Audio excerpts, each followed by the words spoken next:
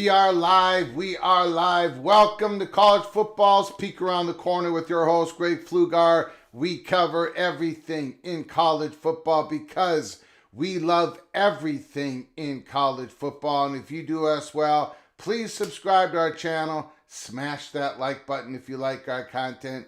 Share the video with your family and friends. This is the home for college football sickles. If you want to donate to this channel to keep the lights on, just hit the $sign where you make a comment, and I'll get to your super chat as quick as I possibly can. Welcome into the studio that sits on the corner of Keith Jackson Parkway and Kurt Gowdy Avenue. Do not be afraid. Do not be afraid to be a legend with your comments and with your phone calls later in the show. PATC Spring Football Game Watch Party. We have done this every single year of our existence, and we will continue to do so. We lead all of college football YouTube channels in watch parties, and it's not even close. Why is that? Because this is truly the home for the college football sickos like you. Remember that. Exactly like you. The defending, the reigning, the undisputed national champions, your Ohio State Buckeyes, the Ohio State Buckeyes. Watch party, Lincoln Kinos, Julian Sayin, Tavian St. Clair. That's the quarterback battle that is going on. A lot of Buckeye fans believe it's going to be Julian with the bullet. But according to Ryan Day, Mr. Kleinholtz, he's keeping up. Now, is he just saying that? Is Ryan Day just saying that to try to keep the whole quarterback room? He doesn't want anybody popping in the portal during the spring portal? Or is it true? Is Columbus seeing a true quarterback battle? The Buckeyes, Caleb Downs, and their new defensive coordinator, Matt Patricia from the NFL. Man, there's a lot of new names. There's a lot of old names. The Buckeyes lost a lot of guys on the defensive line. Look, this ain't gonna be. We're not gonna dive into every attempted catch. These games are not real. But we're going to have some fun. We're going to be talking college football. This watch party isn't going to be like watch parties during the season, where we are dissecting every play. We are screaming. We are yelling. We are crying. We're yelling at the refs. We're yelling at the coaches. It ain't going to be like that. In fact, in a little bit here, and I don't know when, maybe 10, 15, 20 minutes from now, we are going to open up the phone line so people can talk during the game. People can put down in the comments what they are seeing. Maybe a guy is flashing out there. Maybe there's a Buckeye out there that is showing some juice that wasn't expected so early on in their career. Put it down, put your comments down, and then give us a phone call. But when you give us a phone call, you can talk about anything in college football that your heart desires. When you call, you become the producer of this show. You direct your own phone call. Anyways, I want to do a roll call here. Then we got some breaking news in college football. Nico Iamaleava has left Knoxville, or he's about to leave Knoxville. According to Pete Thamel, ESPN, nobody expects Nico to be coming back. Iamaleava is a leaving. And where do you think he's going to end up? There's been some reports out there. I'm not really buying any single report right now. Let me know, though. Let me know if you've got some information on this. Jared Jones, Mr. Buckeye, is in the house. A Buckeye leads off during the Buckeye Scarlet and Gray spring football game. Jared Jones, thanks for coming on in. Mr. Jones, AMAC, Steel Austin, the Clemson Tiger, Bo Weevil, the LSU Tiger, Go Tigers, Boo Buckeyes, Jose, USC is, I'm afraid to even bring this up. Fight on Trojans. Could they be the next home for Nico Iamaleava? Could USC be the next home? Could Lincoln Riley have some interest? Iamaleava, Maeva, whatever, I can't pronounce any of these names. USC could have a whole quarterback room in which I cannot pronounce the names. Jared Jones, Anthony Carlson, Ray, go Bucks. Ray, Stormy Cyclone. Steel Austin, BYU's going nuts on NIL. Lee, PATC family, is in the house. I heard saying was a struggling. Wow, Lee is throwing some stuff out there. Wow. The Bucks broke Nico. That playoff game, that was a rout. Maeva,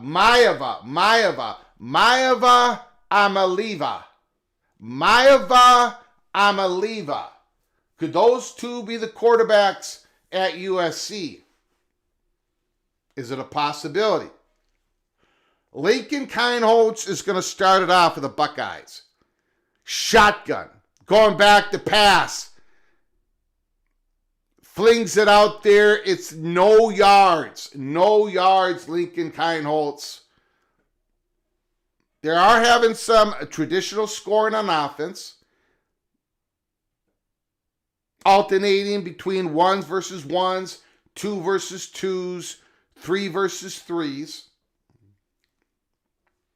Why is Kienholz getting the number one reps at the beginning of the game? Is Lincoln getting number one reps, or are they starting with the number twos at the beginning of the game? Let me know in the comments section. Again, I cannot hear the announcers. That's an incomplete pass. It's 3rd and long for Scarlet against the Gray. I'm going to go ahead and open up the phone lines. You can give us a call, 763-260-1333. I am going to interrupt you talking about the spring football game. You also can call me up and help me out because, again, I'm not able to hear the announcers. It's 3rd and 9. Are these the number ones that began the game? Because if they are, not a good pass.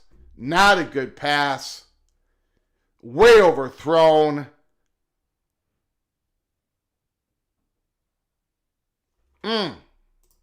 Way overthrown.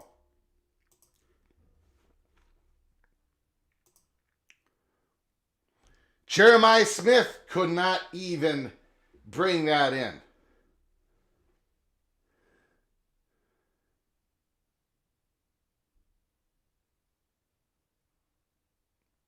It looks like Gray gets 3 points, maybe because they forced a punt or it was a 3 and out. Either way, Gray is up 3-0.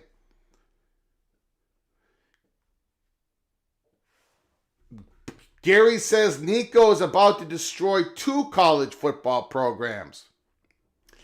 I don't think he really destroyed Tennessee, though, to be honest. They went to the playoffs last year. And I think him leaving, yeah, Tennessee might take a little bit of a step back, maybe. But then again, Tennessee's going to be looking for a new quarterback.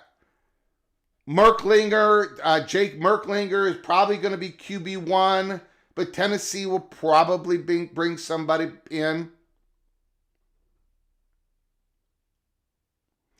Little screen pass out there. Now, who is the quarterback in for the Buckeyes? Sayin.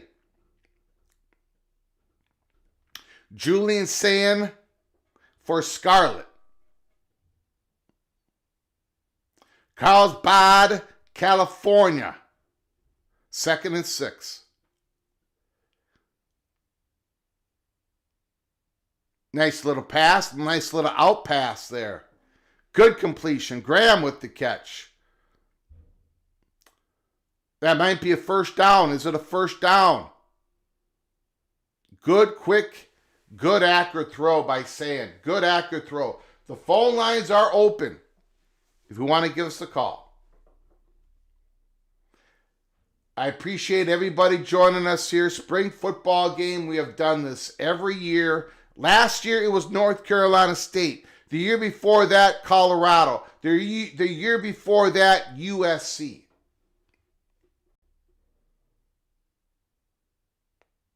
We have done a spring game for every major conference. USC was in the Pac-12 at the time. Then we did Colorado. No, they were in the Pac-12.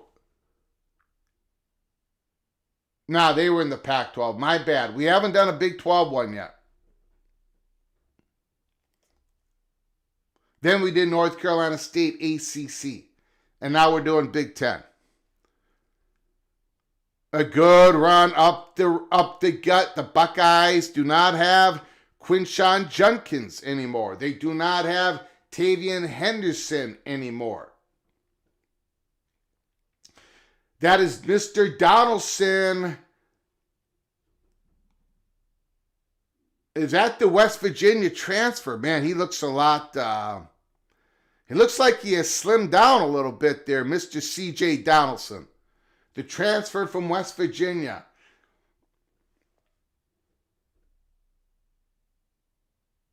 They play action to him. Nope. Sayin completes it. So Nico leaves. Nico leaves. He is a leaving.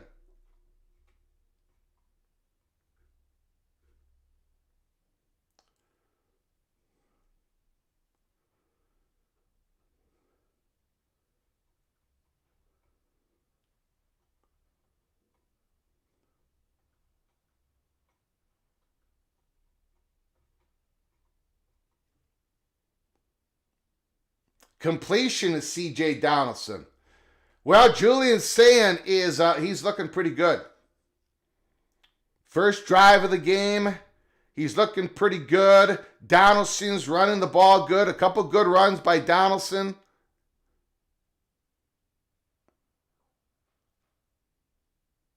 Pass incomplete in the front corner of the end zone.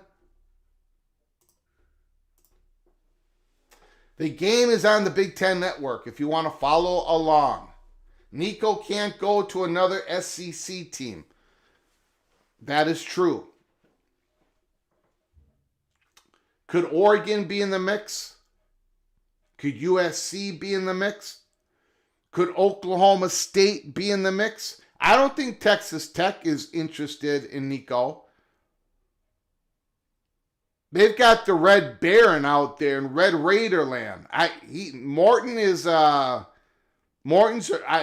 no way they're going to take the reins away from Morton, right? I don't think the Red Raiders would have any interest in bringing Nico in. Jared Jones says USC, Notre Dame are not interested in Nico. I know Notre Dame is not. Notre Dame is going to go with their Carr, CJ Carr, or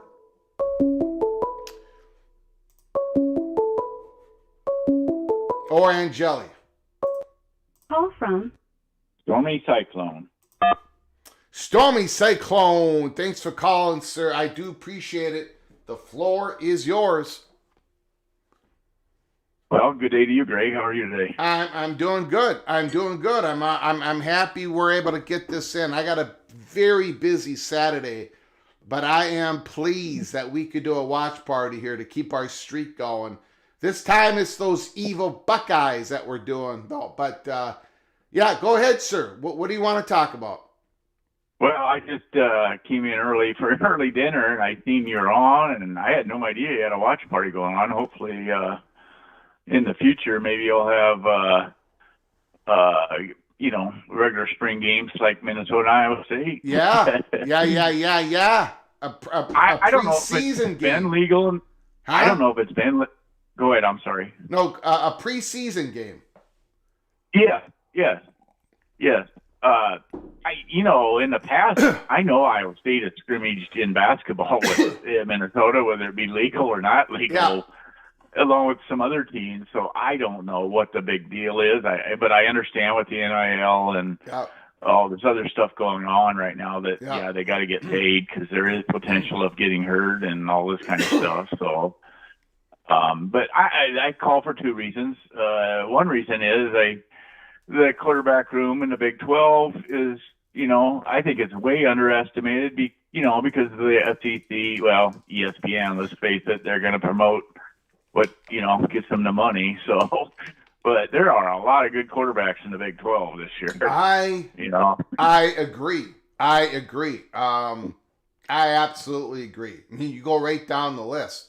You've got your guy, Rocco Beck. You've got Ratzlaff, who he may be a little loosey-goosey at times, but he's able to put together some magical plays to win some games. You've got Josh Hoover. You've got Mr. Sawyer Robertson. The names go on and on and on. So let's not forget the Arizona State guy. Oh, yeah, and he's the top, and I think he's the top one right now. But, so if we're talking about Nico Iamaleava, what Big 12 school would take him in? Well, the obvious choice with the NIL, who we're talking about, the double T, you know what I mean? Yeah, but they got Morton. They're not going to take the reins away from Morton. I know, but, if he wants that kind of money, where is he going to go? It's either Big 10, Big 12, or ACC, because nobody else is going to be... and I don't know. North Carolina, I don't know if they can afford. I mean, I don't know who's going to, load up on that. You know what I mean? Because he's a good quarterback, but he isn't proven to be a great quarterback for that kind of money. I mean, look at you want to get your money's. Yeah, go ahead. You want to get your money's worth out of the guy. You know what I mean? It's really a shame. It was good. It was destined to happen sometime sooner or later. Somebody was going to do that. You know what I mean? But it sure does. I just, you gotta. I don't have any real sympathy for SEC teams, but I do really feel sorry for Tennessee. You have to be the first one to go through this. You know what I mean? Look at Baron Morton. I got the stats up on the screen. He's going into his final season. He's been at Texas Tech for 4 years. One of them is going to be a redshirt that first year. Last year, he threw for over 3,300 yards, 27 touchdowns, 8 interceptions. He was a better quarterback than Nico was. And I don't think there's any chance that the Red Raiders turn their backs on the Red I'm Baron. I'm just thinking of the teams that just seem to spend NIL like it's water. You know what I mean? And, BYU isn't going to do it for Asloff, that's for sure. I don't know. Possibly Colorado. I don't know if they would even go with that 5-star coming in and things. I don't know. The second part, I have a question for you, is the this settlement that is supposedly going to happen in the near term here. Yep. So do they, the $20.5 million, do they go from there? The NIL, is that going to be a separate deal that they're going to have to go after for, you know what I mean? Is it going to be kind of that collective, Deloitte or whatever? I don't get how that all works. I mean, it's separate. I think it should be. I mean, you don't want to restrict it, but I don't know where this is going. I mean, guys, if you pay a player, let's say $1 million quarterback, and then you pay, $3 million NIL. I don't know how this all works. What's your view of how this is all going to happen? Well, it's two separate buckets. It's two separate revenue streams for the student athlete. One is the rev share, where the school, the athletic department, the general manager, probably with the coach input, is going to figure out how to distribute that 17, 16, 15, 14 million dollars of that $20.5 million rev share. How are you going to distribute that money through your football roster? That's one way that the players are going to get compensated. The other is NIL, which every deal after July 1st, every name, image, and likeness deal that you receive as a player above $600 worth of value has got to be submitted to the Deloitte clearinghouse. And then they're going to deny it, or they're going to pass it to where, is it a true name, image, and likeness deal, or is it a pay-to-play deal? And then they're gonna deny that deal that you got going on. So that is the two different ways in which a player is going to get compensated. Now, back to this Deloitte clearinghouse. There's a lot of people out there that are now upset because the 1%, 2% football players and basketball players, their NIL deals might be limited a bit, right? The biggest deals might not pass through the Deloitte clearinghouse. Well, when this goes to court, and it will, and it might be successful, it probably will, unless there's a federal carve-out, I would just like to remind everybody, when your player gets denied this massive pay-to-play deal, and you want your guy to sue the NCAA and everybody else, they're gonna have to add your school into the suit, because your school signed off on the settlement deal. So I want everybody to kind of put that in the back of your mind. There's a lot of pissing and moaning out there. There's a lot of pissing and moaning, but no one is directing that pissing and moaning at their own school. But you got to, because your school signed off on the deal. They made it possible. So keep that in mind. Go ahead, sir. Well, the last part of that is, how did they come upon this Deloitte? I mean, are these guys just a bunch of guys sitting in the office that decide this? Do they watch all the? I mean, I think it's going to be Deloitte. We don't know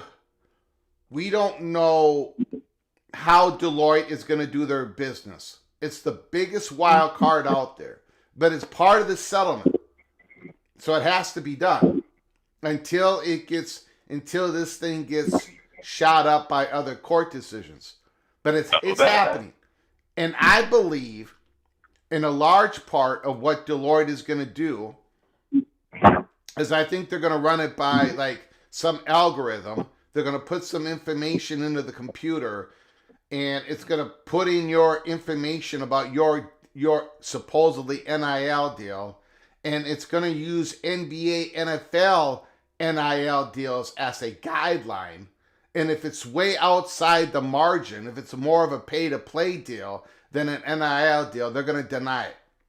Because most NBA basketball players' NIL deals and NFL deals are nothing like what we are seeing. They're more in the $25,000 to $30,000 range unless a player has a national deal.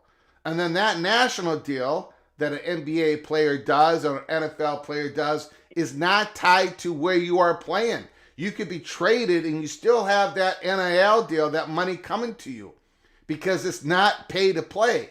But all these big deals in college, they're all pay to play. If you leave that college, they're not paying you. So that is pay to play. So okay, let's make an assumption that this passes the settlement at 20.5.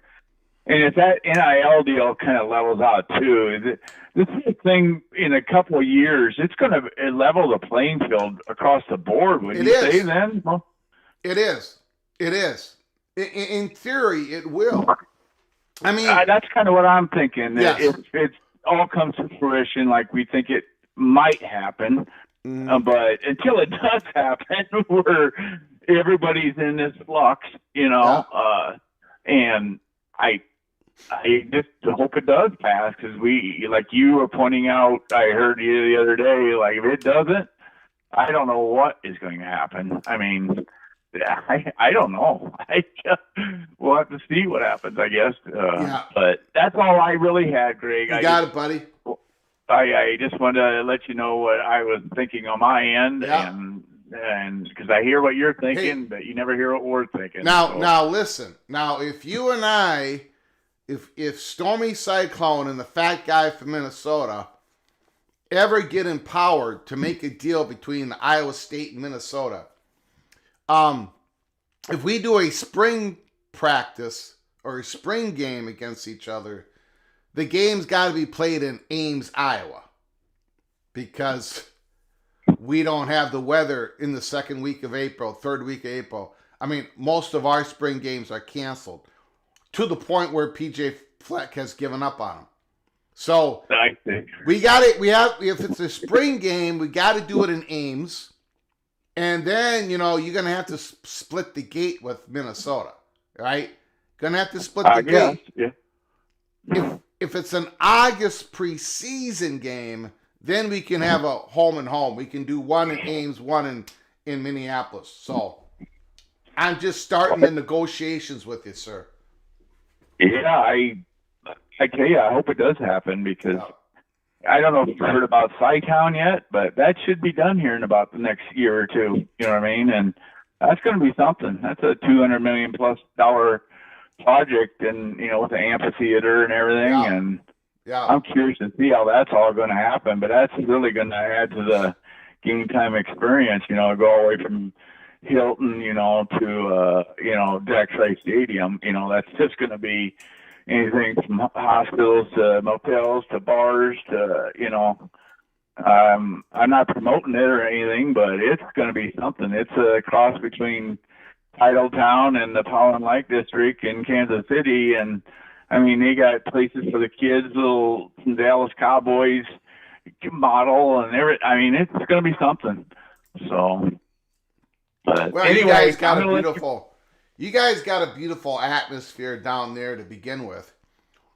Well, except that they're in the stadium, which they don't allow yet. Another $4 million could be possible there. But, I think we drank enough Busch Light before the game that you don't put anyone anymore in the game. You have a good tailgating environment. Oh, it's awesome. So, it's awesome. It got cut back a little bit a couple of years ago because of the places for the RV parking. They did that all for these people that bring in the RVs. And, before it was just, you just went from tent to tent and just drank and ate but it's more civilized partying now. But yes, it's still Iowa State. We drink Busch Light like no other. Yeah, I got a really good friend, Mr. Dan Leonard, whose son went to Iowa State. In fact, he's still doing some sort of research down there.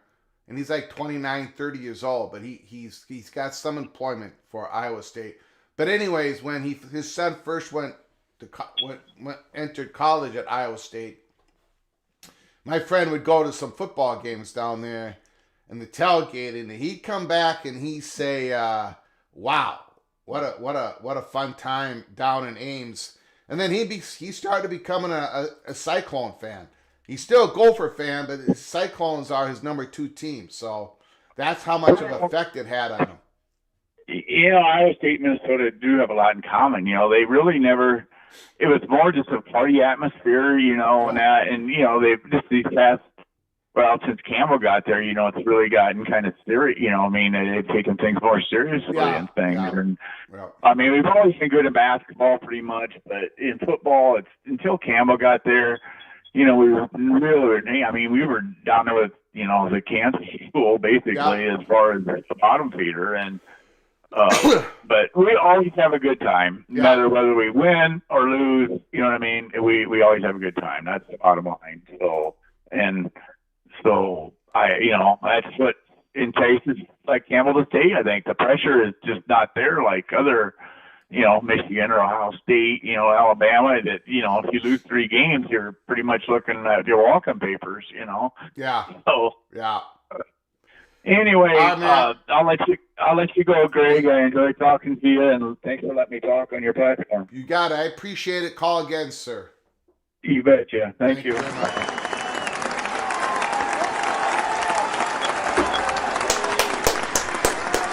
Stormy cyclone, baby.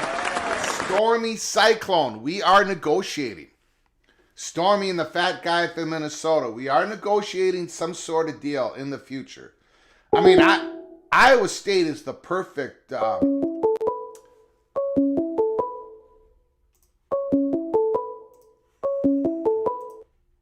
from Rick?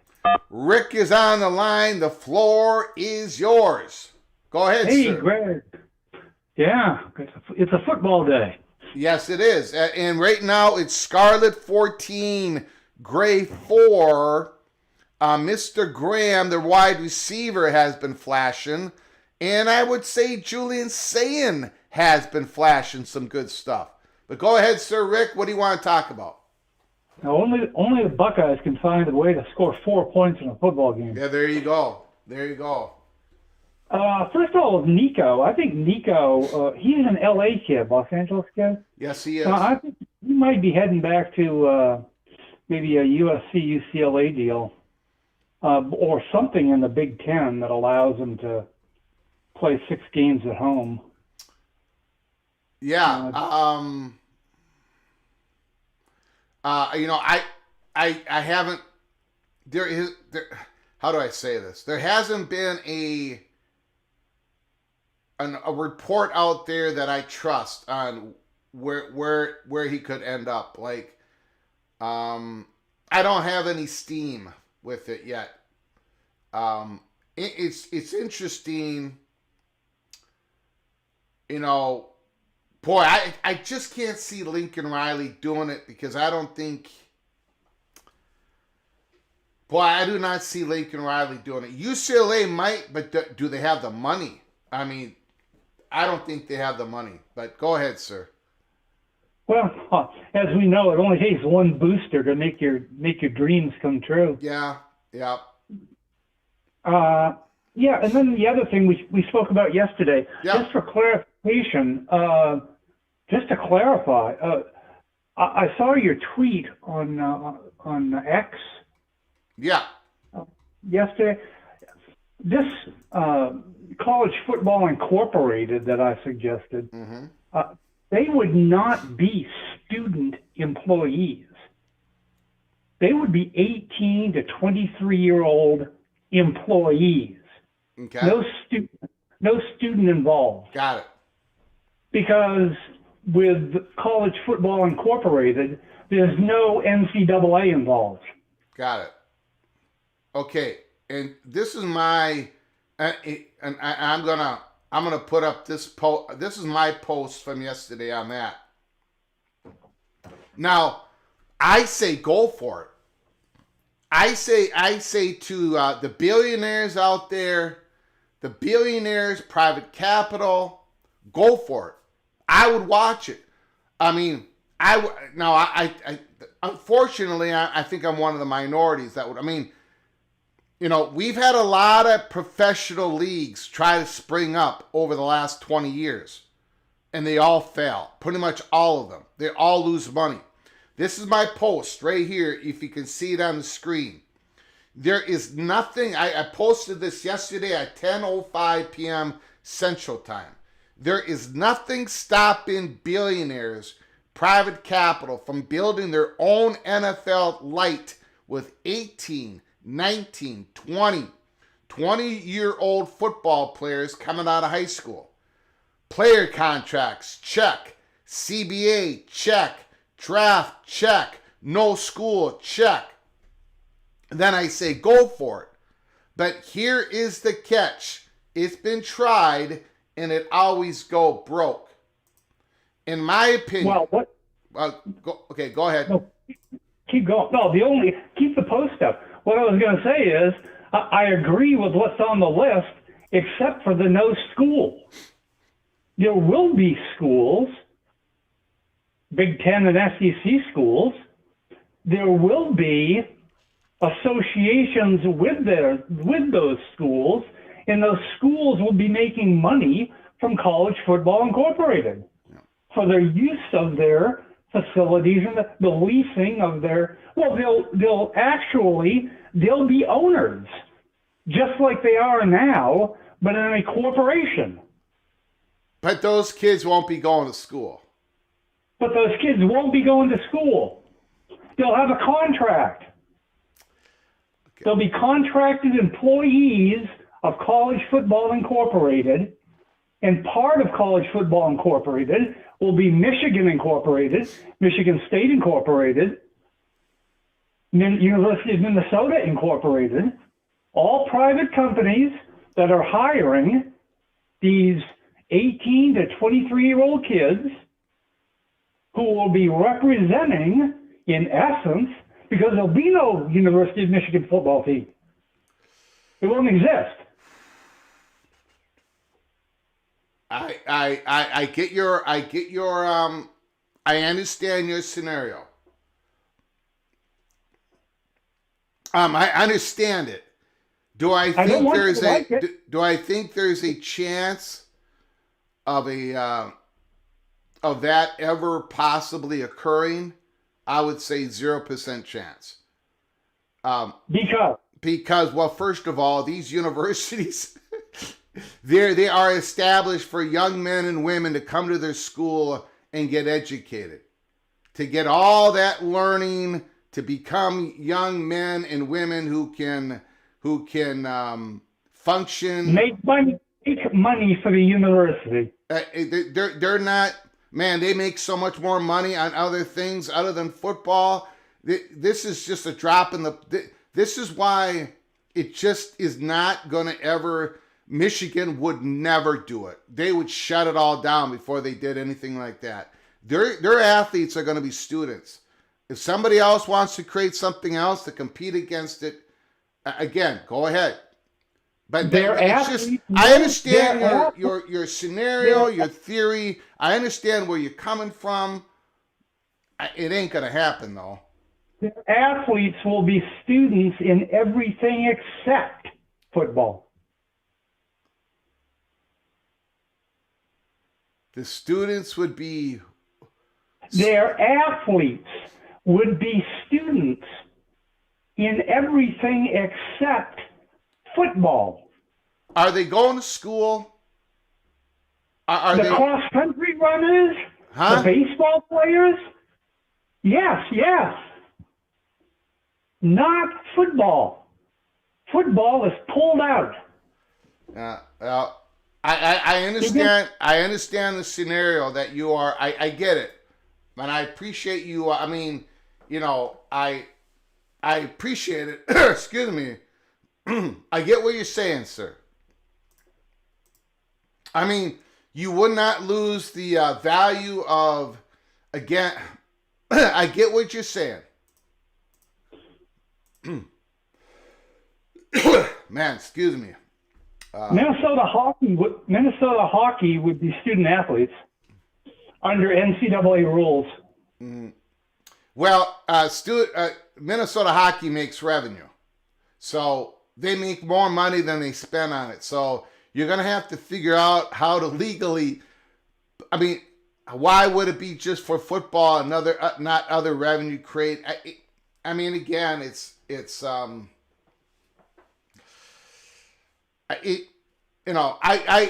respect your philosophy on this. I really do.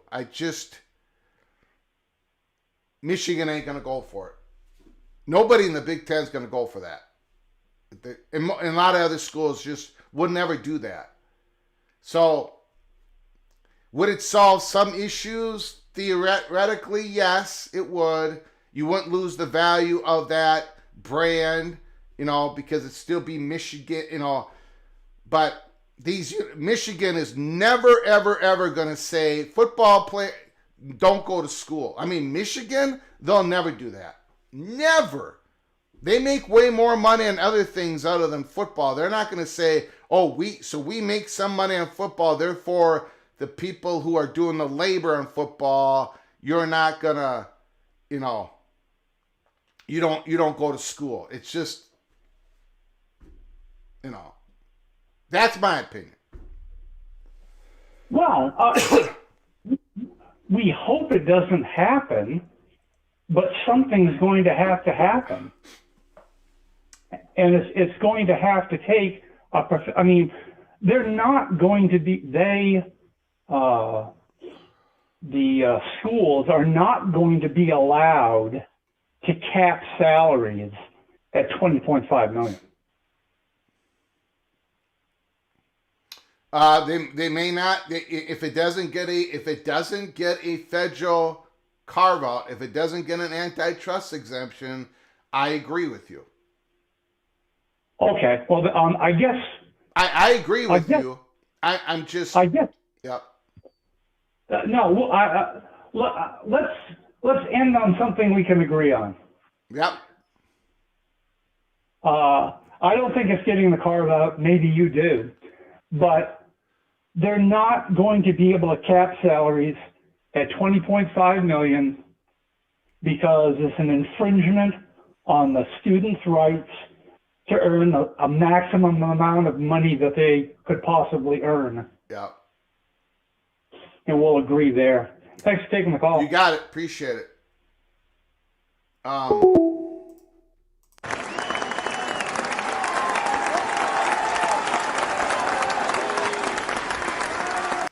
I agree. What? I agree.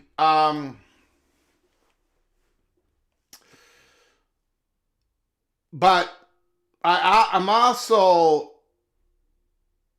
also have to say that, like, what I believe is the absolute truth. In the marketplace of professional football for 18, 19, 20-year-olds, that is not the NFL. The NFL doesn't, you are not eligible to be in the NFL draft until 3 years after your high school graduation class.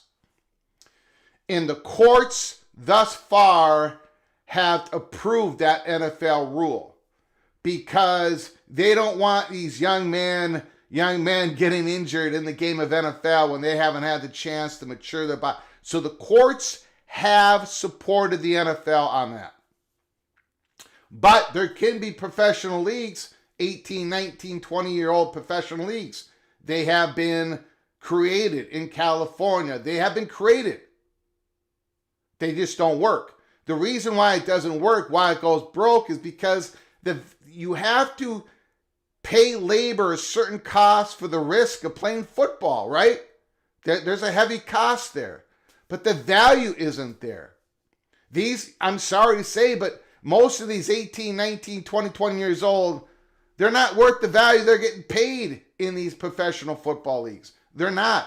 It's like the WNBA. I would love to see WNBA players make more money, but the market just doesn't say it's so. The WNBA still loses their butts. It is subsidized by the NBA. It's the truth. In many aspects, what we are seeing right now with this rev share, with this, a lot of this is subsidized.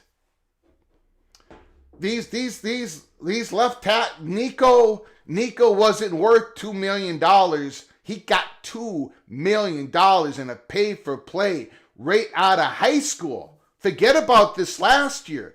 He wasn't anywhere near that worth. The NFL would have never paid him that. So a lot of these salaries are way above it. There is an artificial machine inducement that is going on here that is creating these inflated money figures. And what that is, and I've tried to explain it, what that is these student athletes are always going to be able to move around. They're not going to be bounded by these contracts. There's going to be some buyout provisions. The university, your school, Numbskull News, TCU is going to protect themselves as best they could, as best they can. They're going to be having contracts signed by their TCU Horned Frog players. But when they leave, when they want to leave, when they want to go to a different college, they're going to be able to leave. And then hopefully TCU gets a little bit money back. But because that is true, and it's going to be continued to be true, that is why pay for play is so potent. Because those people out there that are those boosters, those billionaires that are willing to give you way overinflated value. It's a different. They can do that because they know the player can move at any single time. So in other words, the student athletes get more benefits than these professional players in some aspects, in many aspects. And the one thing that the owners need to do, what they need to have, is to be able to control the NIL world to where these pay-for-play deals cannot succeed. Because if they do, if we continue on in this pay-for-play world, that one aspect is going to rule over everything else. Nothing's going to matter. Nothing else in your college football world is going to matter except for 8 to 10 billionaires and a few agents and a few lawyers. Now, I'm starting to see, I see Lichtenstein, the Miami Hurricane reporter. He keeps saying all we need is a CBA and player contracts. That's what I used to believe. First of all, we're not getting it. Second of all, if we got it, it would still want... people aren't taking the next steps.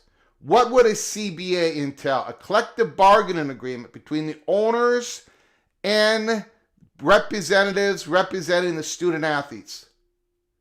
And a CBA. In that CBA, you're not going to get a draft. You can't tell the student to go to a school. You're not going to have a draft. The owners are not going to be able to do that. You're not going to have binding contracts like NFL and NBA players. The owners are not going to be able to get that. So what are we collective bargaining on? What are we trying to do to make sure that the players are getting compensated and the owners are able to induce competition into this product that they're selling? What are we doing? If pay for play is always sitting out there, if that can't be controlled, why would the owners ever go into a collective bargaining agreement? Why would they collect the bargain? What are they doing? They're not going to be able to control anything. So that is why they're going to that's why they're going for the moonshot. They're going for the miracle shot. And then this settlement that nobody seems to like, this settlement is actually creating a rev share. 50% of the revenue created is going to the players in regards to Alston, plus scholarship, plus rev share. 50% is going to the players. That's exactly what the NFL and the NBA play. They're getting about 50%. Now, it did not come through representation of the players. I would have loved that. I would want that. I would have loved that to happen. But it didn't, and it's not going to happen. Because this settlement has to work, because if it doesn't, we're looking at a $20-25 billion back pay for each one of these schools. So the horse, the dog, the cow, the pig, they're all out of the barn. They're gone. They're running out of the barn. We can't. So what I'm looking at is this. In 2025. Call from. I'm sorry, who's calling? Numbskull News, sir. Numbskull News, can you just hold on for one more second, please? Yes, didn't mean to disturb your rant there, sir. I appreciate it. So, what I'm looking at is the world. It's not perfect. This settlement's not perfect. But right now, it's the only thing we got. This is it. This is the ball game. And if it crashes, when it crashes, if the federal carve-out doesn't come in, when it crashes, all of our schools, all the ones that we root for, their debt to past sins is going to skyrocket, and it's going to bankrupt the hell out of a lot of them. And then the opportunities for the student athletes are going to shrink. So what we got going is, in 2025, the student athletes are going to make 95, 98, 99% of them are going to make more money, compensated more than ever before. Those rev share contracts are commitments. They've got to go through on them, these schools. They're getting more compensation than ever before. The only athletes that are getting hurt, that are not being able to get what they are truly valued, are the 1-2% of those athletes. Just like LeBron James, by the way. LeBron James, if he could get true market share for the last 20 years, he'd be getting paid way more than the Lakers can pay him. But LeBron got it through a collective bargaining agreement. These players did not. But the result is still basically the same. The players are getting 50% of all the revenue created. So, look, I in philosophy, in theory, in value, I wish there to be a collective bargaining agreement. It did not happen. It ain't going to happen anytime soon. At least the players are making more. But I'm not going to fall. I do not want everything completely destroyed. I do not want Minnesota, Numbskull News, TCU. I don't want any of these universities having to pay out a $25 billion back pay penalty because we wanted to make sure that the 1-2% top athletes did not lose the complete top dollar of their value. I'm not willing to die. I'm not willing to fall on my sword for basketball players to make $3.5 million on a pay-for-play scheme, and that's what it is. It's not an NIL deal. The guy is not worth anywhere close to that. A guy that most people can't even name right now. I'm not willing to blow everything up for that 1%. Numbskull News, go ahead. The floor is yours. Let me know how wrong I got it once again. Well, shocking. I might agree with a lot of what you said there. Holy smokes. What is wrong with you? Well, a while back, I came to the realization that, hey, these teams, they represent schools. These are schools we're talking about. Yeah. We all seem to forget that they are schools. They are. And they're schools first, before their football team, before their basketball team. They make way more money with other stuff than football. Go ahead. But, and really, it's not even about the money, but, a school like Michigan takes great pride in their academics, and that's because they're an academic institution first, and then after that, they're football and basketball and whatever. Yeah. And a lot of us, we forget that that's what they are. This whole professionalization of college football, we get caught up in that. And we forget that this isn't the NFL, this isn't the UFL, this isn't the XFL, this isn't the Canadian Football League. These are schools. And there's a lot of different red tape when it comes to those schools. And plus you have people who run those schools who know that's their whole job, is running a school. And it's a school first, even with these athletic ADs out there. And you got they know they're they know they're a school before they're anything else. So it's a completely different view than us fans have a lot of times. Because we go to work, we do other things, and then in the fall we watch our favorite teams, watch our favorite conferences, root for whomever. But at the end of the day, that's still a school. It's just a bigger version of your high school in your own neighborhood. That's all it is. Mm-hmm. And there's going to be restrictions, and you can't fully monetize these conferences like you could the NFL. There's not going to be a way to do that. There's too many roadblocks to that. Now, there's a lot more money that can be made, but there's always going to be money left on the table because they're schools. Period. You know, even with private capital coming in, there's only so much private capital can do. There's not this big takeover because a lot of these schools are owned by states. They're owned by the government, or they get government subsidies, both. You know, even private schools get government subsidies. So there's a lot. No, they can't just take over. And I don't know. I know I get wrapped up and I forget that. But, you know, your last caller, you know, I can tell, hey, he's a passionate guy, but you tend to forget that this is not an organization. This is a school, and it has, and in some ways there's a lot smarter people there. You know, in some ways they're not so smart. Yeah. Just a bit, you know, but that's the overall thing. That's one thing we always, when I make my videos, I try to keep at least here recently, try to keep in the back of my mind that these are schools, and they're not going to rip their athletic department away from the school. They're married together, and they're going to stay together. Yes, they are. You know, yeah. This is like high religion here. They don't believe in divorce. Yeah. And it's not going to happen.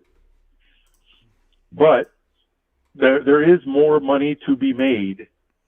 But there's always going to be so much. There's always going to be a buffer there. There's always going to be that line you can't cross, or they won't cross. Mm-hmm. And, you know, maybe some of the smaller schools will be willing, but you can't form a whole new league without the big brands. I mean, what's the point of that? Yeah. Yeah. And again, I would say go for it. I mean, the billionaires, there's a lot of money out there.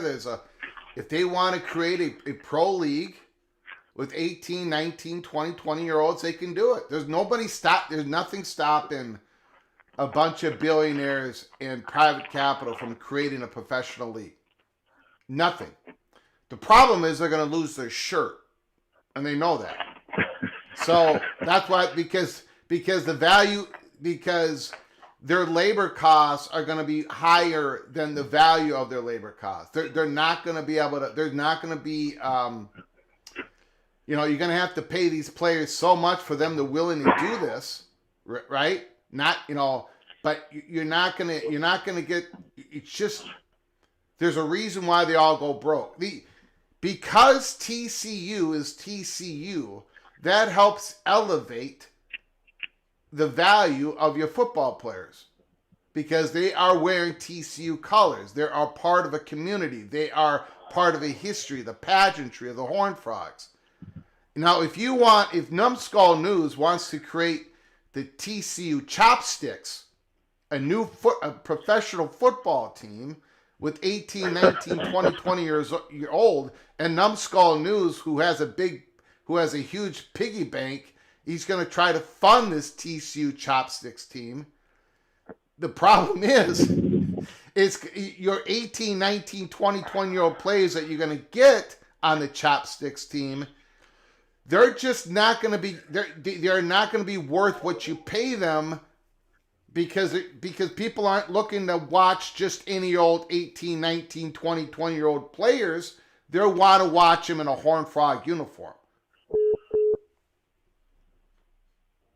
Yeah. And then you would have to play in the spring, and yeah, you know, it'd be hard to beat out the UFL right now. Yeah, well, yeah, I mean, Renegades aren't bad though. Well, but the USFL loses money for Fox and stuff. It's still a loser thing. It loses money. Yeah. So it's very difficult to make. I'm hoping it works. It's very difficult to make money in football. It's almost impossible. The labor costs, the insurance costs are enormous. You have to have great interest in your product. And for 18, 19, 20, 21-year-olds that most of us don't know, their compensation is elevated because they're playing for an entity that is so valuable. The TCU Horned Frogs, the Oklahoma State Cowboys that are attached to the university. It's why, so I don't know what other, however better way to say it.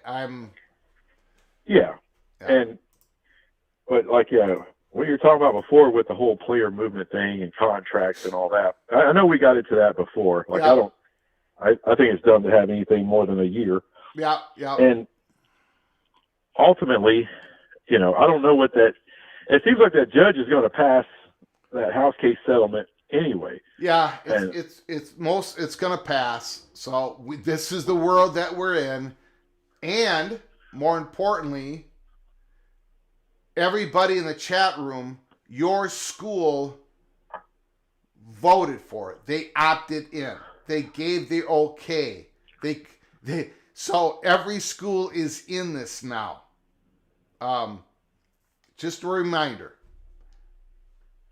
And with the Deloitte thing, now I haven't had any speculation on Deloitte yet, but what I'm guessing, what they're going to end up doing, because it's hard to find true market value out there. You got an estimated market value, but even that line moves quite often in the pro leagues.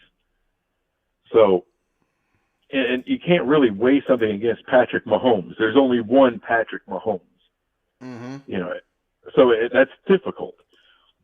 I think the only thing they could really do is say, okay, let's make sure this money isn't, or this NIL deal isn't coming from a booster or a collective. As long as it's coming from Coke, PepsiCo, GM, Ford, and if Reebok, Nike. Yes.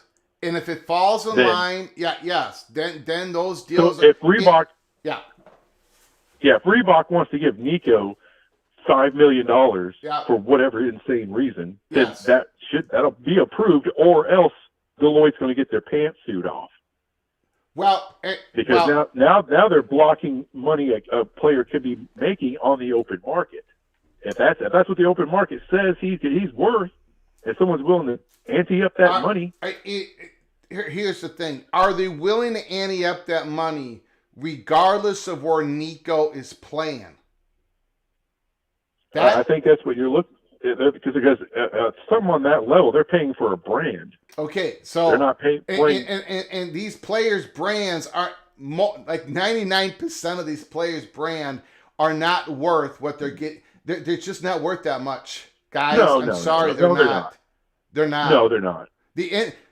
Like the Florida State athletic director just said, most NBA NIL deals are 25,000, 30,000 deals.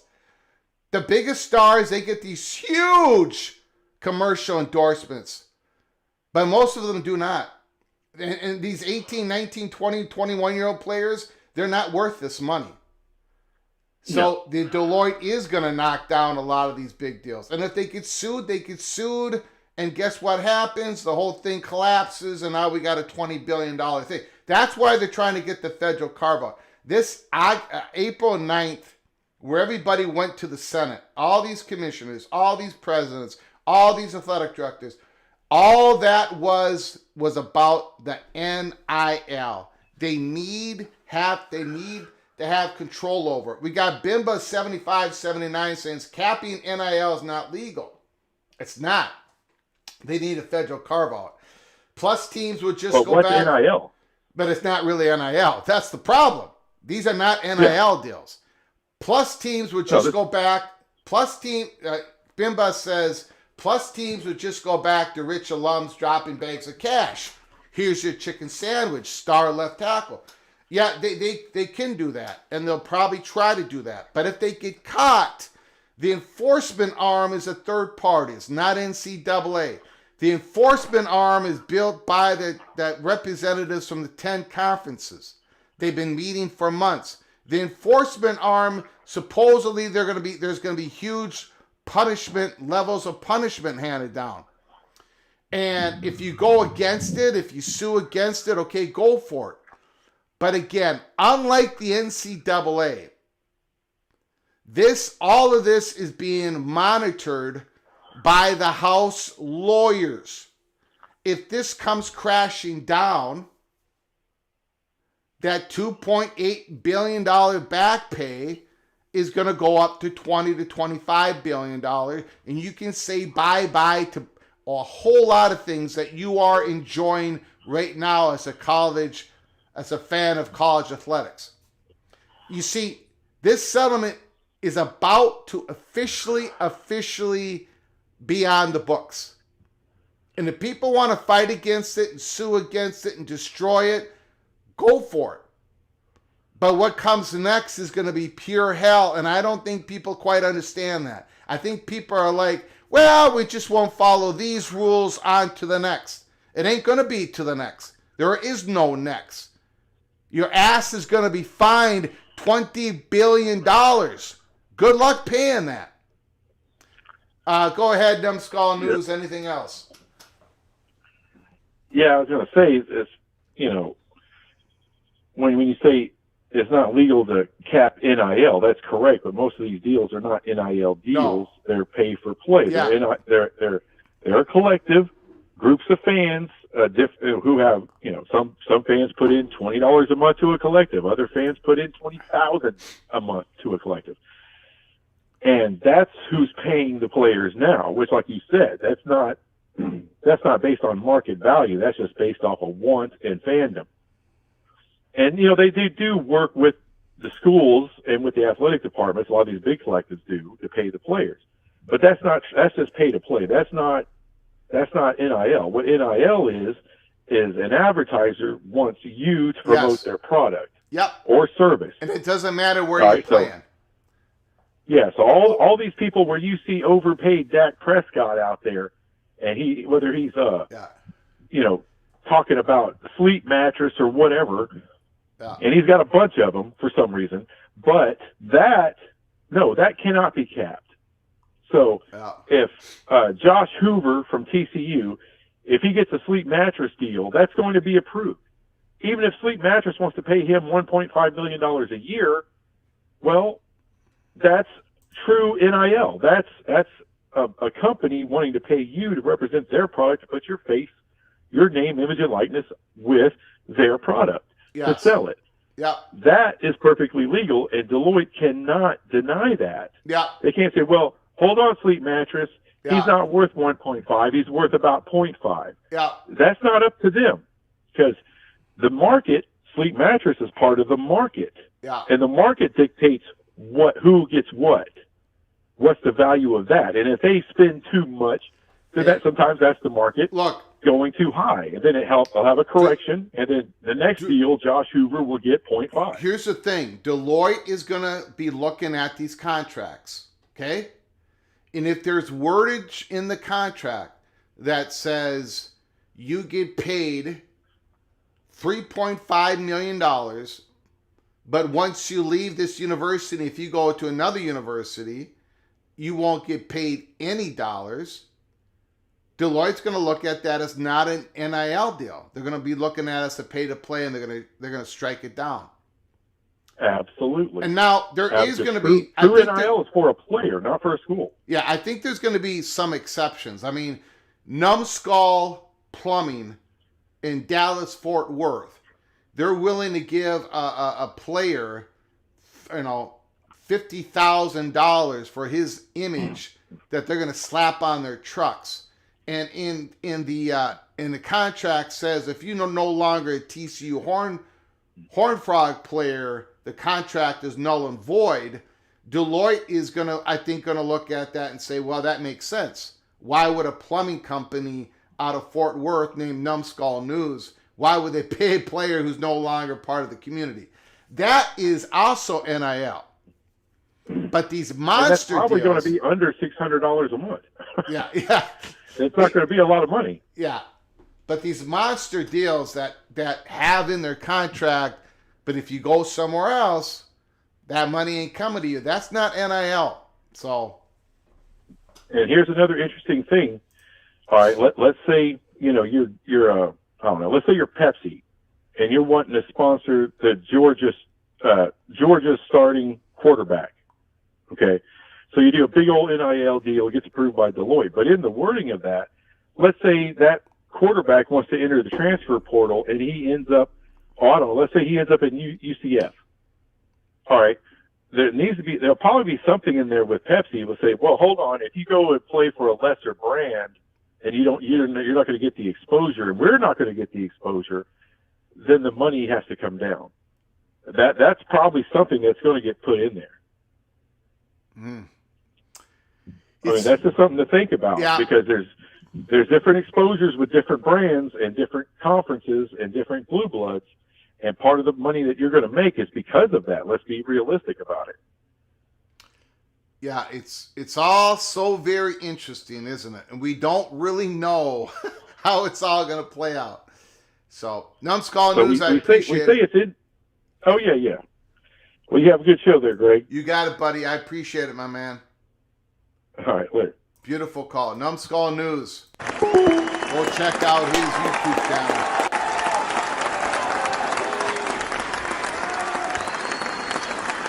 Excellent phone call.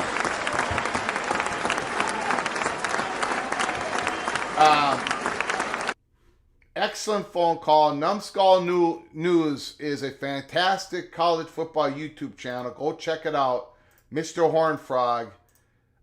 This time he actually sort of agreed with me on some stuff, which means that Numbskull News' cheese has probably slipped off his cracker somewhat. Because if you start agreeing with me on some things, woo! Something has happened. Something has happened. Let me clear something up here. And then we got a super chat from Ryan Willie, the Evil Badger. The Evil Badger. I wonder how his Brewers are doing. The Evil Badger Milwaukee Brewers. I know the Milwaukee Bucks are in the NBA playoffs. Hold on a second here. John Till. I'm a UCLA fan. Put the money on the O-line, not a quarterback. I think you're right, John. I cannot see Nico going to UCLA. I agree, John. Put the money. The Bruins should be putting the money on their O-line. You already got a quarterback. You got to see how he develops. Thank you, John Till. Thank you so much. Appreciate the super chat. Helping us keep the lights on once again.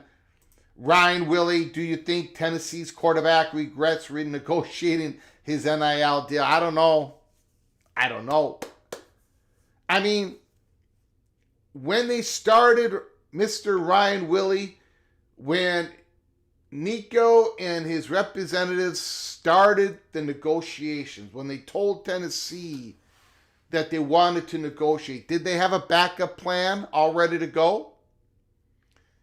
Did they put out some feelers somewhere else? Do they have a backup? Do they have a plan B? Do they have a plan C? If not, now look, it's one thing for Nico Iamaleava to start renegotiations to get more money. When his season last year, out of 19 touchdowns, 11 of them were against 3 different teams, against SEC opponents. Out of 8 conference games, he might have had one game where he really showed that he was a player that led the team to a victory. It was Tennessee's defense. It was Dylan Sampson, the beast running back. Nico did not have a great season. He did not have a poor season.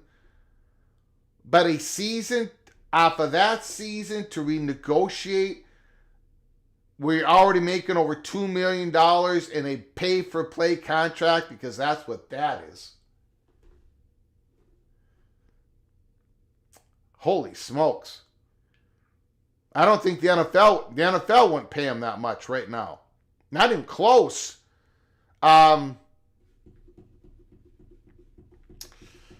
So It's one thing to renegotiate after a year like that. It's another thing for where the people who are representing you, when they're asked if Nico is renegotiating, the representative said no, they lied. And now it's a whole other thing when you don't show up for practice the day before your spring football game. And when you didn't show up for practice, it was an unexpected absence. You didn't even let the coaches know.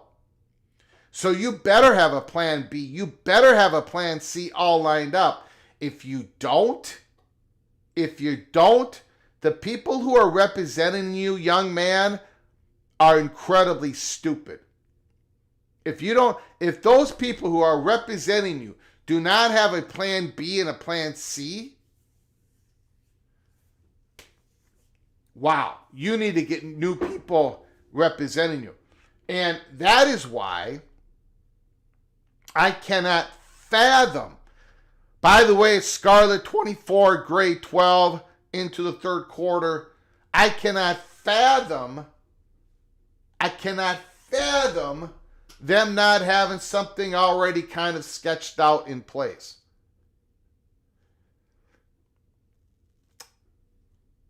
When that portal opens up officially on April 16th, and if Nico doesn't have his team lined up, I would be absolutely shocked. So I think they probably do have plan B, plan C in place, but I haven't seen any good reporting of it. Like, it hasn't leaked out. That is my take on it. Obviously, I do not know.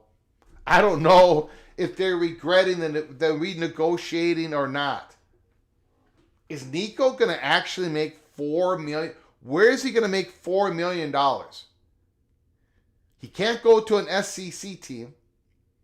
Who in the Big Ten is going to pay Nico $4 million? Is Purdue going to pay Nico $4 million?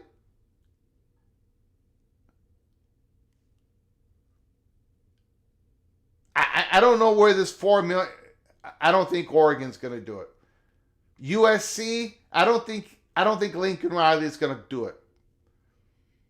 Anyways, we're going to find out. Thank you so much for the super chat, Ryan Willie. Thank you so much for your generosity once again. Appreciate it.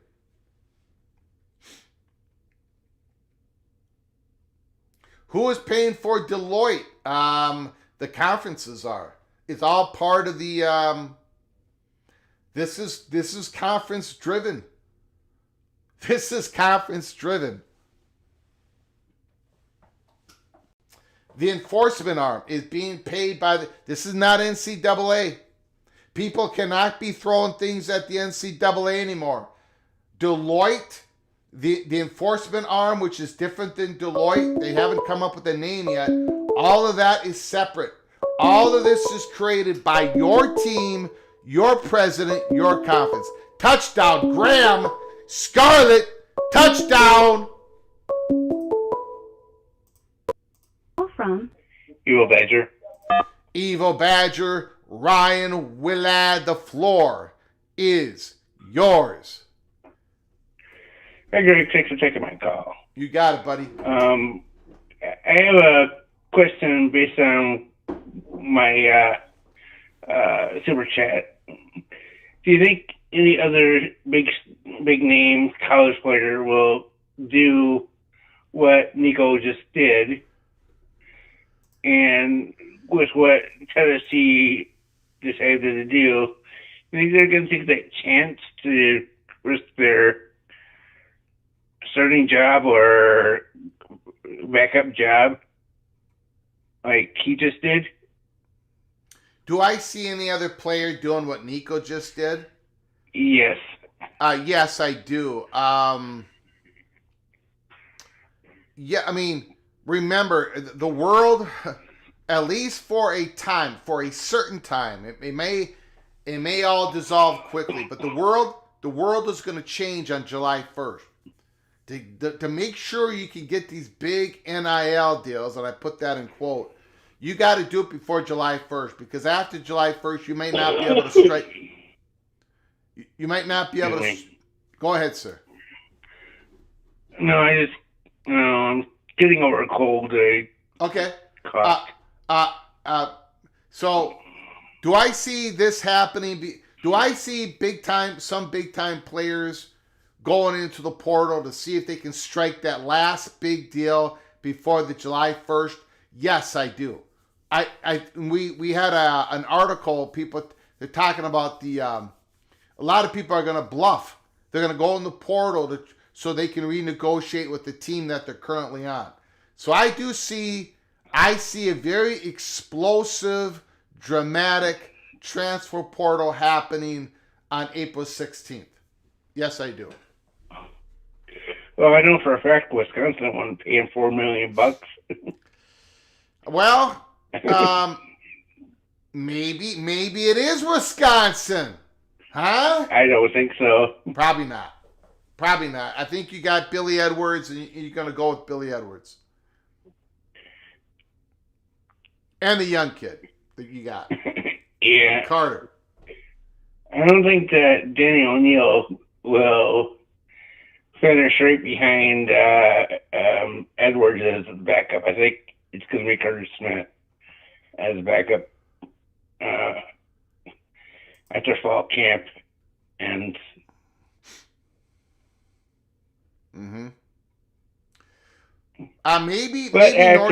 maybe North Carolina is the spot for Nico. Maybe. They've got Max Brown and Ryan Brown. I mean, Max Johnson and Ryan Brown.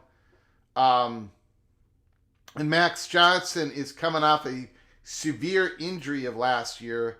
I think it's like his 5th or 6th season in college football. So maybe it's North Carolina. Maybe. You think Belichick would go for a Nico Iamaleava?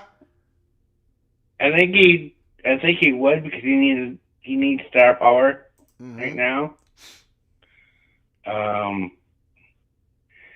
think right now North Carolina is basically, the only reason why there's going to be any interest in North Carolina is because of Belichick. I meant Belichick. When he was in the NFL, I believe he cheated. So that's my opinion. Okay. But you were asking about the Brewers. Right now, they are in first place in the division after being torpedoed in the first series by the Yankees. But let's hope they can keep that up as far as staying in first place all year. But the owner's kind of cheap here. But that was the main question I had was, do you think anybody else would do what Nico did? Yeah, so I think so. That's all I had. They're not going to do exactly what Nico did and skip practice the day before this, but I think there's going to be some big names in the portal. So okay. All right. Well, that's all I had. All right. Thank you. Thank you, sir. Appreciate it. Thank you.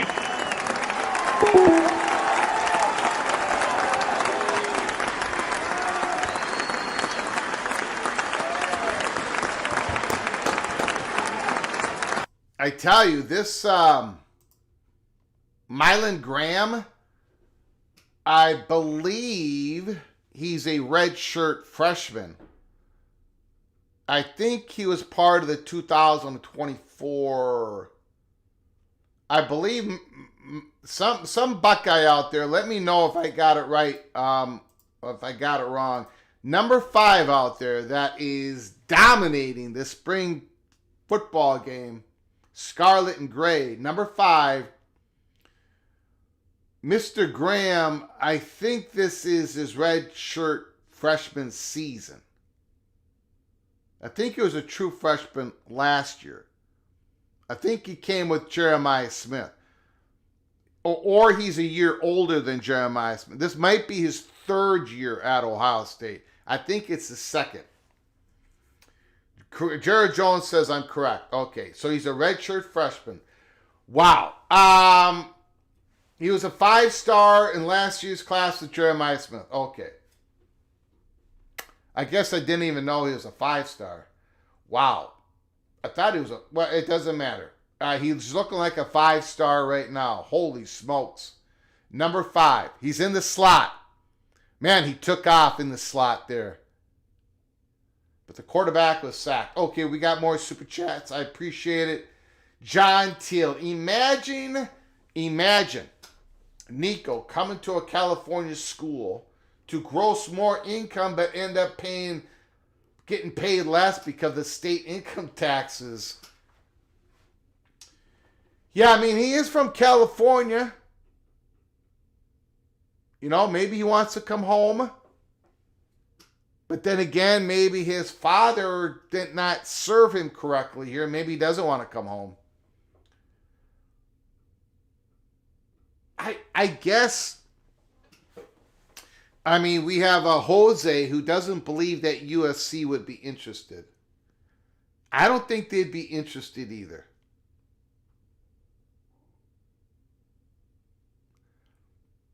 I mean, I don't think you said. We'll see. We shall see. Thank you, John. I appreciate the super chat. Appreciate it so very much. Bill Belichick isn't putting up with that quarterback. Oh. Maybe not. Maybe not. I'm not quite... I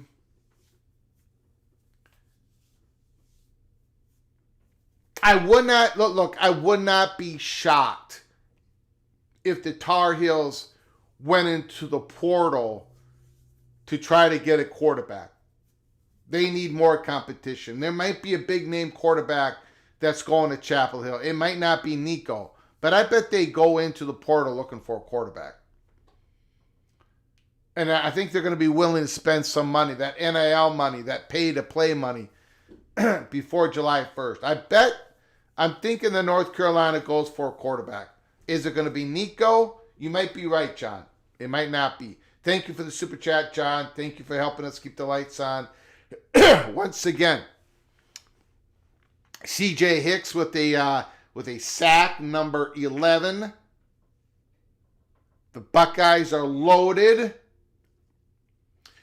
Julian Sand has looked good today, and Millen Graham has been the star, and CJ Donaldson has had a couple good runs. Phone lines are open. 763-260-1333. Ryan Willie is also a member once again of the PATC family, the channel. Ryan Willie, thank you so much for your generosity once again. Hopefully you get over your cold. I'm finally getting over the cold just now. Just now, I'm finally getting over it. Thank you, Ryan Willie. I appreciate it. You are hereby officially knighted. Cloak and Dagger. Cloak and Dagger. Thank you, Ryan Willie. Appreciate it so very much.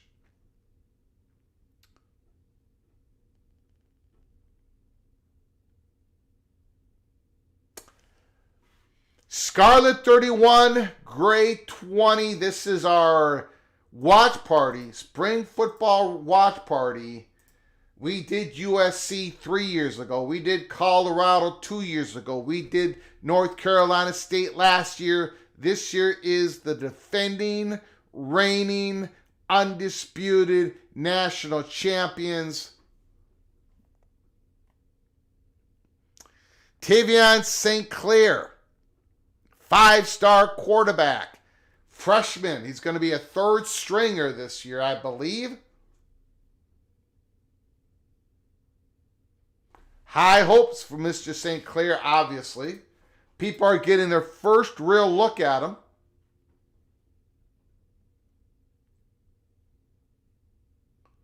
He's got some wheels. He's got some wheels.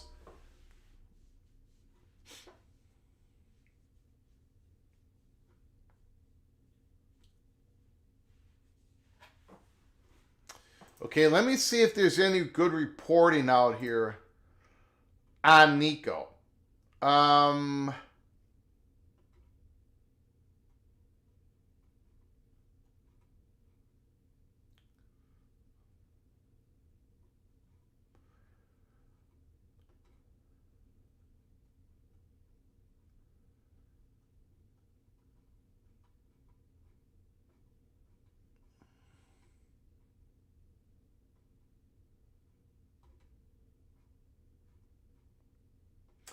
No, still not seeing anything. Let me check.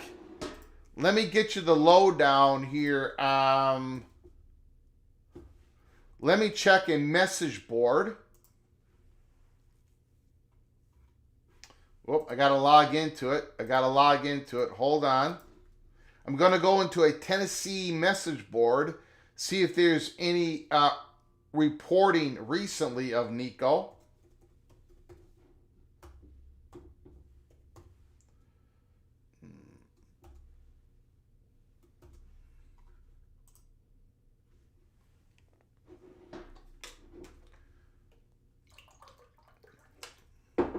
Again, I think we're going to get more drama around April 16th. There's going to be big names coming out.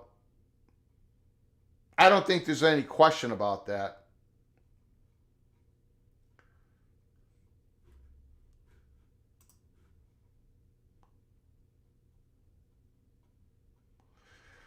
Paul Feinbaum says that Nico ain't that great.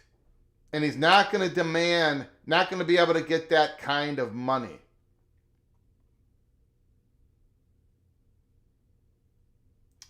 If he did go to USC, UCLA, it would take a lot more money to keep that money because of state taxes, what John Teal was just saying.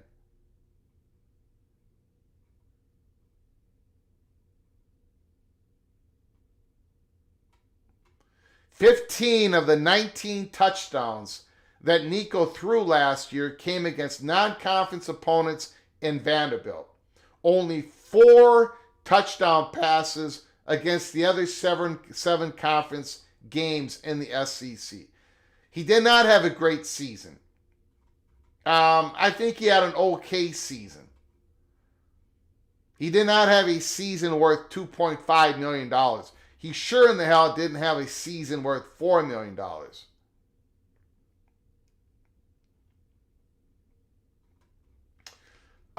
What is being reported? Where does Tennessee turn now at quarterback after parting ways with Nico Iamaleava?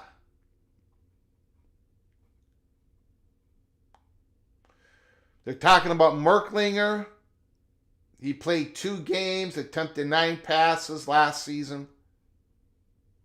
He would be the guy. And we talked about him last night. Jake Merklinger, he was a 4-year starter at Calvary School in Georgia.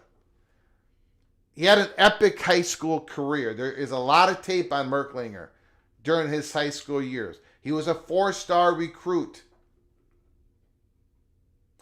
So he could be the guy. Or Tennessee could swing for the fences in the portal.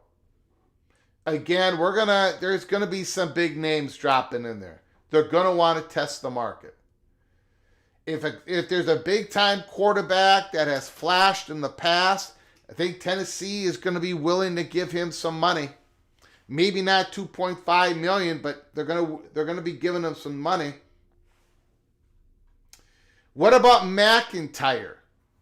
McIntyre is an Iamaleava-like in a skinny build pocket process. He's the big-time quarterback coming in this year. High school recruit.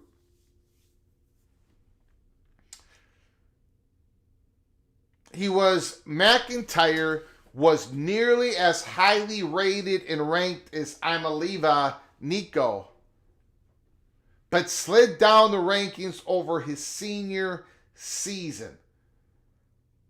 People feel that McIntyre needs to get more bulk needs to get bigger. He's not ready to play. So it looks like Tennessee is going to be going the Jake Merlinker route or swinging for the fences in the portal. And there's going to be a few names out there. There are going to be a few names that drop in there. Merklinger and Mack are too young. I don't know. I mean, Merklinger is... this is his second year in the program. I mean, the Gophers, we're going with a redshirt freshman, Drake Lindsay, although we don't have the pressure here that they have in Knoxville. It's not the same thing. But, you know, sometimes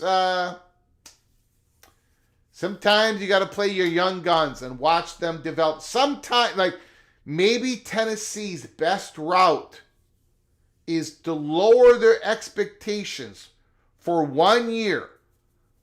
7-5. 7-5 with the Merklinger and McIntyre. Develop your quarterbacks. Let them have all the reps. Let them have all the live bullets. I think Tennessee was going to slide back this year anyways. They lost Dylan Sampson. They lost too many guys on defense. Iowa ain't going to pay Nico. And I'm not sure Nico would be interested in that. They're going to go with Gronowski, the quarterback, South Dakota State Jackrabbits. They've got the quarterback for 1 year, Iowa, and then they're going to turn it over to somebody else. Brendan Sullivan, their starting quarterback last year for the majority of their games, he just went into the portal as a grad student. Brendan Sullivan.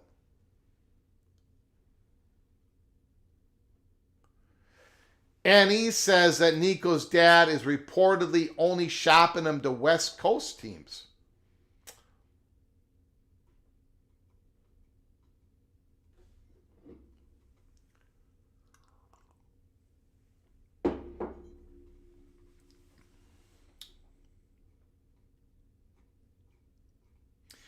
They've got the Ohio State Buckeyes schedule up. And the October 4th game against the Golden Gophers, nestled in between two road games, Washington and Illinois. Washington on September 27th, Illinois on October 11th. Two road games, but there's a home game right between those two road games.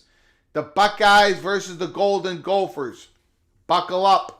Buckle up, you Buckeyes out there. Buckle up.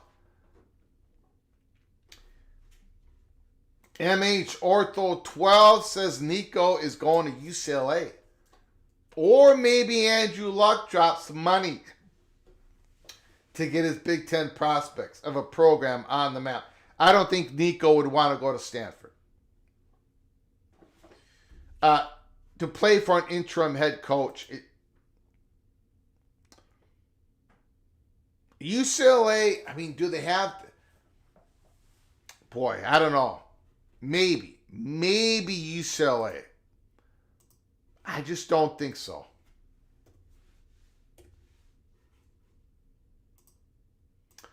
But you got to think that Nico and his people had a plan B, a plan C all figured out before he skipped practice yesterday. To me, that was the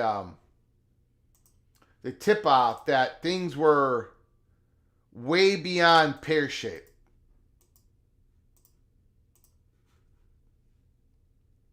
Scarlet 34, Gray 22.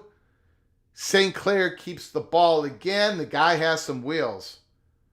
The guy has some quick feet. No question about it. Millen Graham is the star of the game. Number 5, Buckeyes wide receiver. Redshirt freshman wide receiver. Number 5, Millen Graham, the star of the game. And Julian Sand looked pretty good. He looked pretty good.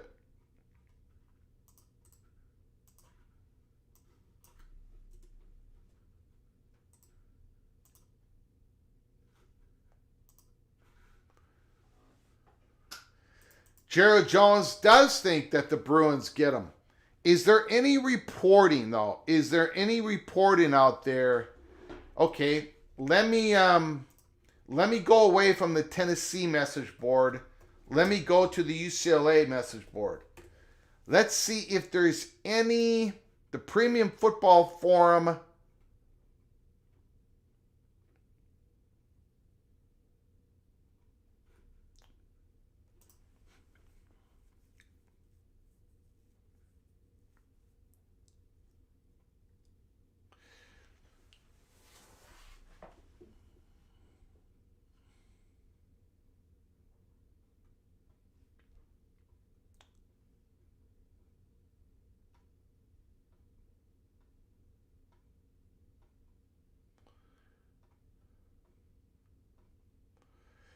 Um,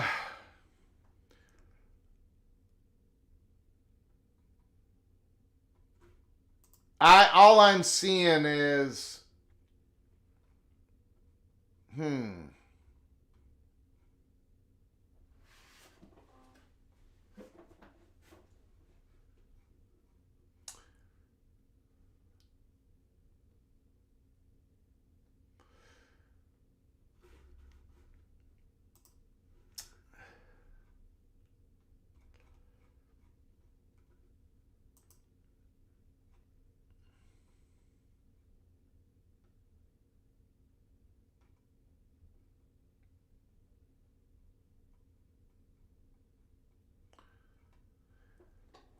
well, according to the UCLA message board,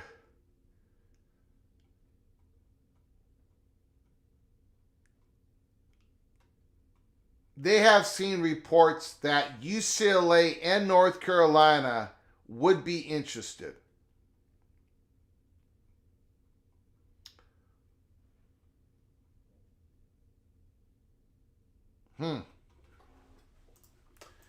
So maybe UCLA would be interested. I don't think they're going to pay $4 million, though. I don't think that's going to happen. Steel Austin, Greg, do you expect SEC expansion announcement coming as soon as the summer in preparation for 27 or 28? If I had to put money on it, if I had to put your money on it, Steel Austin, Mr. Ute, for right now, today, and it might change real quick, but right now, today, there's no way that I could touchdown Dixon. There's no way that I would put my chips on this summer for 2026.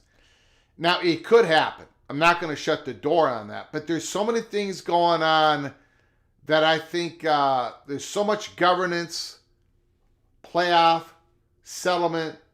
There's so many things going on. I do not anticipate it happening. I do not anticipate any ACC school filing their notice of withdrawal before August 15th of this summer. But if I do hear, but that could change. I'm just giving you my best guess right now. But I would say, I think there's a very good chance that the SEC is no longer a conference of 16 teams in 2027. I don't think they're going to be a conference of 16 teams in 2027. I think that number is going to change. For 2027, it may happen by 2026, which means something happens this summer, but I'm going to guess 27, 28, but I think 27. Jared Jones, yeah, no way Nico is getting $4 million anywhere.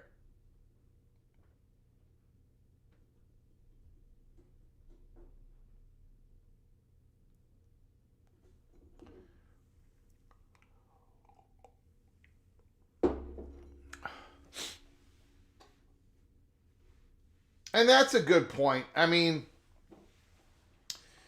Past athletes were denied the ability to get NIL, true NIL. There were sins against labor over the last 7-8 decades. But, a lot of these college football players and basketball players, they're getting opportunities that they could never have received.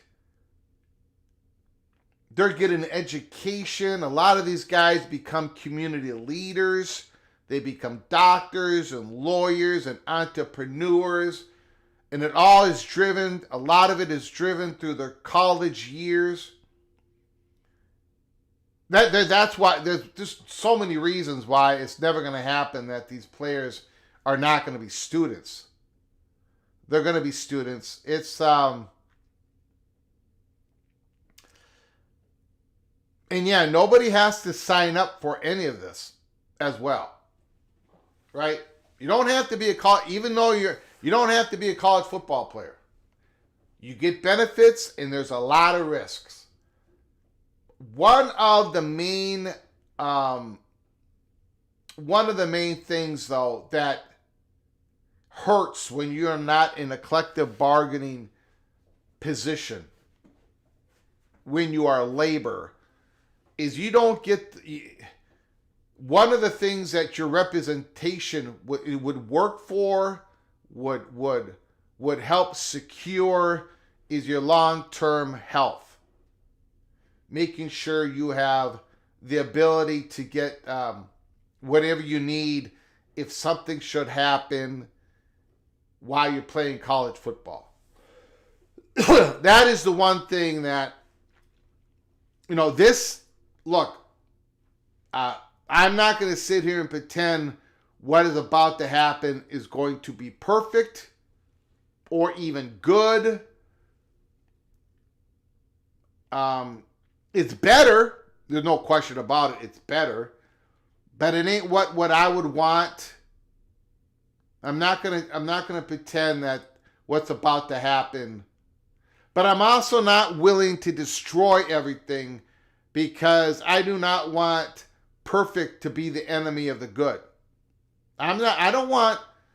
Good luck paying this $20 billion back pay. Good luck doing all this stuff. Good luck still being able to invest in your student athlete while you're getting plunged in back pay for the last 7 decades. I don't want this to be destroyed either. So that's my point.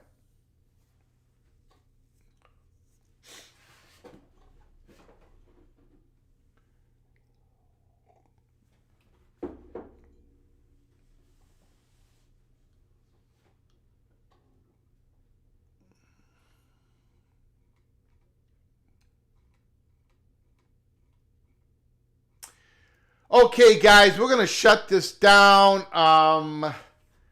It's 41-22. Scarlet is going to win. The stars of the game, as I could see, was quarterback Julian Sayin. He was fantastic. And wide receiver Millen Graham, the redshirt freshman. Let me know in the comments section. Keep putting comments down in the comments section, even if we go off live. We've been on the air for 1 hour and 50 minutes. We did a watch party, spring game watch party of the defending, reigning, undisputed national champions. I think they look pretty good. I think they've got some talent. We do know, or at least it's been reported, that the Buckeyes are going to be hitting the portal for some defensive line help. I don't think I think they want to see more depth on the defensive line.